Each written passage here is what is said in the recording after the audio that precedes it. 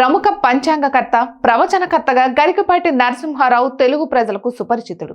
TV channels లో భక్తి కార్యక్రమాలతో పాటు ఆలయాలు భక్తి కార్యక్రమాల్లోనూ పాల్గొంటారు. ఇక సోషల్ మీడియాలో ఆయన ప్రవచనాలకు మంచి ఆదరణ ఉంది. అయితే కొన్ని యూట్యూబ్ ఛానల్స్, కొందరు సోషల్ మీడియా వ్యక్తులు ఇప్పుడు ఆయనను టార్గెట్ చేశాయి. వేర్వేరు ఘటనల్లో ఆయన ఎవరికో క్షమాపణలు చెప్పినట్లు ఆయన గౌరవానికి భంగం కలిగించేలా కథనాలు ప్రసారం వైరల్ చేస్తున్నారు. ఇక పారితోషికాలు, ఆస్తుల విషయంలోనూ కొన్ని విషయాలు ప్రసారం చేస్తున్నారు.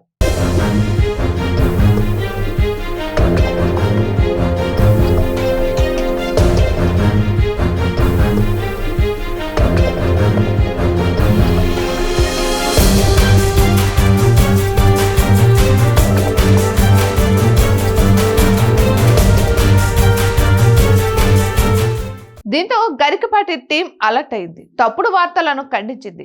తప్పుడు ప్రచారం చేస్తున్న యూట్యూబ్ ఛానళ్లు, వ్యక్తులపై పరువు నష్టం కేసు వేస్తామని హెచ్చరించింది.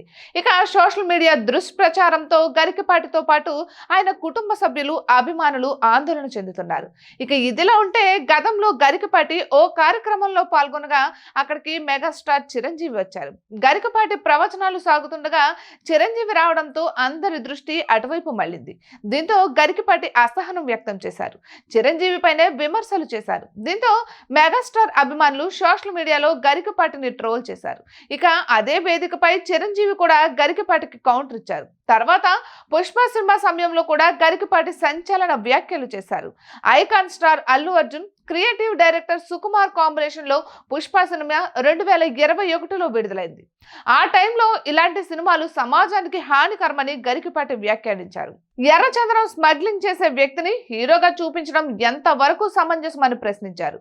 దీంతో చాలా మంది గరికపాటిపై విమర్శలు చేశారు.